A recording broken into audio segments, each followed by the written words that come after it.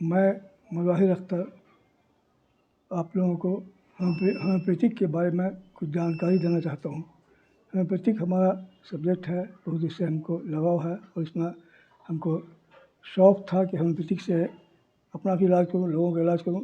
इसके लिए मैंने इसका कोर्स भी किया और अब चाहते हैं कि इसका फ़ायदा आवाम को पहुँचे। ये आसान इलाज है, इसलिए इसमें कोई ज़्यादा परेशानी की बात नहीं है या कोई इसका एडवर्स इफ़ेक्ट नहीं पड़ता है। बहुत आसान इलाज है और अगर फ़ायदा कहीं पर से नहीं होता है तो नुकसान का भाई बहुत कम चांसेस रहता है, कोई नुकसान नहीं होगा। अगर दवा आपको फ़ायदा किया तो बहुत अच्छी बात है, नहीं फ़ायदा किया तो कोई नुकसान नहीं होता। होम्योपैथिक का इलाज बहुत आसान इलाज है। तो इसको डॉक्टर हनीमैन साहब ने इसको ईजाद किया। डॉक्टर हनीमैन साहब जर्मनी के रहने वाले थे। वो बज़ात खुद बहुत ही गरीब माँ बाप के यहाँ पैदा हुए। जिस वक्त पैदा हुए तो उनके माँ बाप बिल्कुल गरीब थे और ये चूँकि पढ़ने में बहुत तेज़ थे, इन्होंने पढ़ाई शुरू किया। तो ये पढ़ाई करके एमडी की डिग्री इन्होंने हासिल की। उस वक्त इनकी उम्र सिर्फ 24 साल की थी, यानी इतने ब्रिलियंट थे कि 24 साल की उम्र में इन्होंने एमडी की डिग्री हासिल कर ली। उसके बाद इनका ये मेडिकल अफसर अपॉइंटमेंट हुआ, कोई काम किए, लेकिन इन्होंने फिर अपना प्रैक्टिस शुरू कर दिया। ये अपना प्रैक्टिस करने लगे। ये अपने काम से सेटिस्फाइड नहीं थे, इस मेथड ऑफ ट्रीटमेंट से सेटिस्फाइड नहीं थे, इसलिए उन्होंने इसको ही छोड़ दिया, प्राइवेट प्रैक्टिस भी छोड़ दिया। तो अपने गुज़र बसर के लिए, अपने लिवलीहुड के लिए कुछ तो करना था। तो ये जो काम शुरू किए वो मेडिकल बुक्स और साइंस की किताबों का ट्रांसलेशन करने लगे इंग्लिश टू जर्मनी, क्योंकि इंग्लिश भी जानते थे, जर्मनी भी जानते थे। तो इंग्लिश से जर्मनी में इंग्लिश लैंग्वेज से जर्मनी लैंग्वेज में अंग्रेज़ी की साइंस की किताबों का और मेडिकल बुक्स का अंग्रेज़ी से जर्मनी में ट्रांसलेशन करने लगे। बहुत सी किताबों में उन्होंने ट्रांसलेट किया।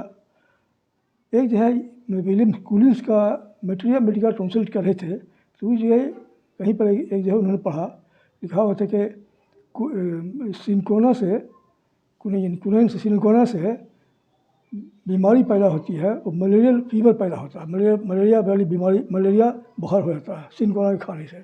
अब इनको बड़ा तजुब इस पर हुआ कि भाई डॉक्टर लोग, हम लोग तो सिनकोना देते हैं मर्ज़ को दूर करने के लिए, किसी मर्ज़ को दूर करने के लिए सिनकोना मलेरिया बुखार के इलाज सिनकोना ही है। और यहाँ पर लिखता है कि सिनकोना खाने से मलेरिया बुखार हो जाता है। अब इनको यहाँ पर बड़ा ये लगा कि कोई नई चीज़ यहाँ पर शो रहा है, तो उन्होंने इसको अपने ऊपर इस्तेमाल किया। पहला अपना ही निशाना बनाया, अपने ही आप पर इस्तेमाल किया और सिनकोना का लार्ज डोज अपने आप पर लिए, खाए। उसके बाद इनके अंदर जो मलेरिया फीवर का कैफियत शुरू हो गया। जैसे मलेरिया बुखार में जो कैफियत होता है, जो सिम्टम होता है, सारा सिम्टम इनके अंदर है। तो इनको लगा कि तो बहुत नई चीज़ हम जो सो खोज कर लिए हैं।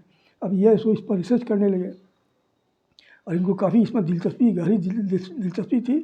तो लगभग ये 6 साल के पीरियड में लगभग 300 मेडिसिन का इन्होंने अपने ऊपर टेस्ट किया। दवाई को रफ फॉर्म में लेते थे, ब्लड टीजर के तौर पर रफ फॉर्म में दवाई का जो अर्थ होता है वो लेकर उसको खाते थे। और फिर उसमें जो सिम्टम पैदा होता है, जो बीमारी पैदा होती है, उसको नोट डाउन करते लिख लेते थे। और फिर उसको पोटेंटाइज फॉर्म में, यानी दवाई के सूरत में उसको उसी चीज़ को खाते थे, फिर उसका इलाज होता था। तो 6 साल के एरिया में इन्होंने लगभग 300 दवाइयों का अपने ऊपर इलाज किया। तो ये इस नतीजे में पहुँचे कि जिस चीज़ से बीमारी पैदा होती है वही उसका इलाज है। तो इन्होंने 2 थ्योरी दिया। एक थ्योरी तो यह है लाइक क्योर्स लाइक, यानी जो चीज़ बीमारी पैदा करता है वही उसका इलाज है। और दूसरा थ्योरी दिया कि जितना हम दवाई के क्वांटिटी को कम करते जाएंगे, उसका दवाई का ताकत बढ़ता जाएगा। दवाई का जितना क्वांटिटी कम करते जाएंगे, दवाई उसका ताकत बढ़ता जाता है। 2 थ्योरी उन्होंने दिया, इसको पब्लिश किया। इसका पब्लिश करना था कि पूरे मेडिकल वर्ल्ड में एक रिवोल्यूशन आ गया और इसको काफ़ी लोग इसमें चौंक गए कि क्या नई बात हो गई। बहुत से लोग इसको फॉलो करने लगे। बहुत से कुछ लोगों ने मुखालफत किया, लेकिन जिन्होंने मुखालफत किया उसको ये परवाह नहीं किए और ये अपने काम में, अपने मेथड ऑफ ट्रीटमेंट में लगे रहे। और इनके यहाँ पुराने से पुराना मरीज सब आने लगा और लाइलाज मर्ज जो कि कहीं ठीक नहीं हुआ, इनके यहाँ आता था और शफा हासिल होता, शफा मिलता था। काफ़ी इनका उस टाइम में काफ़ी इनका नाम हुआ। और इनका पेरिस में प्रैक्टिस अपना शुरू किया।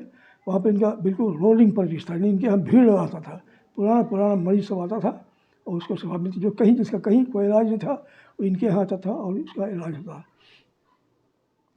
आखिर में 88 साल की उम्र में 2 जुलाई 1843 में इनका इंतकाल हो गया।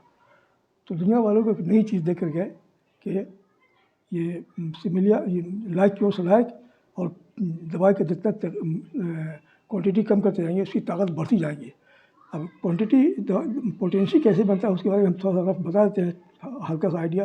पोटेंसी बनता है कि कोई दवाई उसका किसी दवाई का कोई मेडिसिन प्लांट है कि मेडिसिन ये है, उसको उसका जूस उसका सब्सटेंस उसका जूस ले आता है, मैंने बॉयल करके चाहे जैसे भी हो।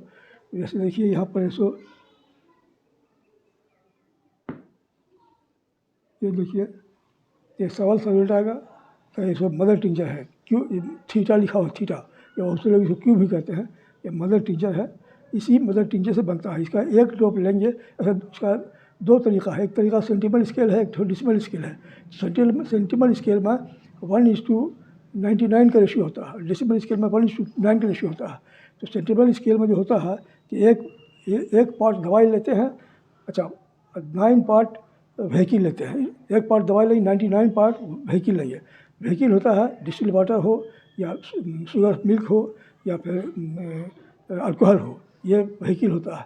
यानी नन ऐसा चीज़ व्हीकल होता है जो कि नॉन मेडिसिनल हो, सब मेडिसिन का कोई गुण नहीं पाया, मेडिसिन की कोई खासियत नहीं पाई जाती हो। तो एक पार्ट सेंटीमल स्केल में एक पार्ट मेडिसिन लेते हैं और 99 पार्ट्स अल्कोहल या शुगर मिल्क या फिर डिस्टिल वाटर लेते हैं। इसको जैसो खूब मिलाते हैं, इसको जर्क करते हैं, डाउनवर्ड जर्किंग करते हैं। इसका एक पोटेंसी बना। अब इसका एक पोटेंसी 1C है, इसको C कहते हैं, 1C।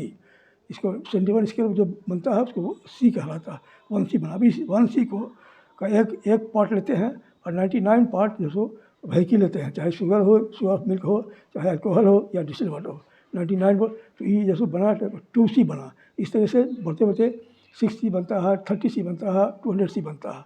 और वही चीज़ डेसिमल स्केल में होगा, सिर्फ फ़र्क ये है कि यहाँ पर 1:99 का रेशियो था और उसमें 1:9 का रेशियो होता है। एक पार्ट दवाई रहेगा और 99 पार्ट व्हीकल रहेगा, शुगर मिल्क हो चाहे डिस्टिल वाटर हो या फिर अल्कोहल हो, 99 पार्ट वो रहेगा, एक पार्ट दवाई रहेगा।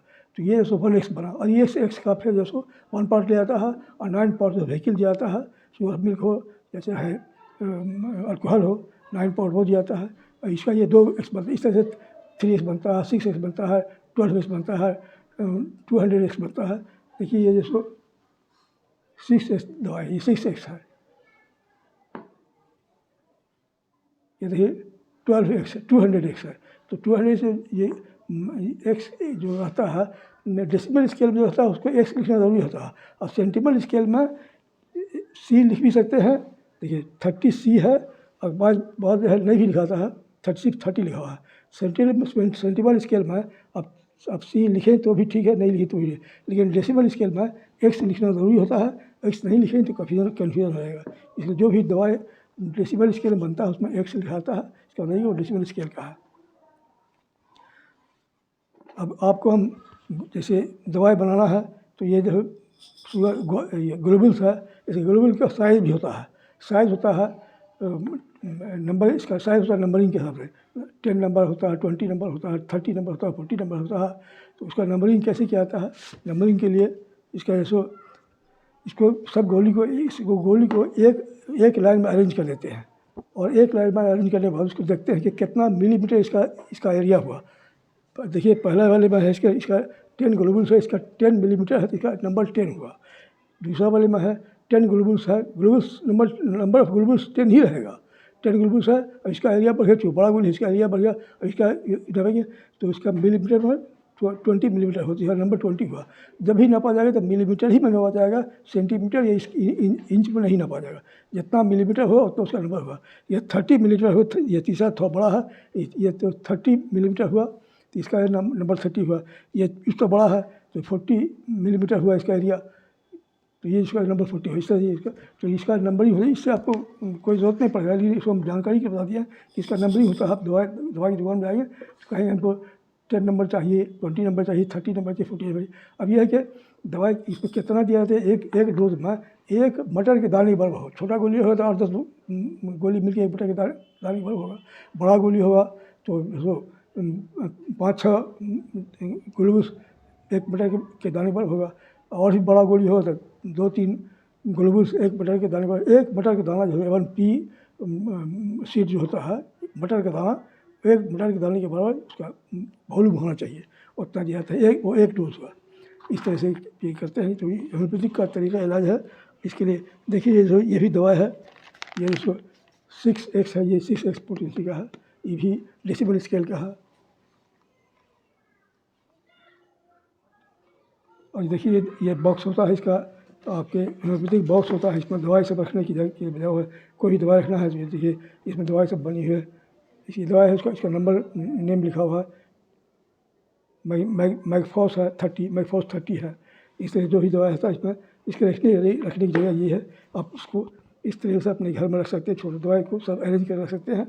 तो आपको अपने घर के इलाज करने में सहूलत होगा। कि छोटा मोटा बीमारी, बड़े बीमारी के लिए हम नहीं कह रहे हैं कि आप अपने से इलाज कीजिए, लेकिन छोटा मोटा इलाज जो सो आप अपने घर में कर सकते हैं। उसके लिए थोड़ा जानकारी रहे तो अपने से आप इलाज उसका कर सकते हैं, छोटा मोटा इलाज अपने से कर सकते हैं। और ज़्यादा कॉम्प्लिकेटेड केस हो तो फिर उसके लिए जो शहर के डॉक्टर उनके पास जाना पड़ेगा।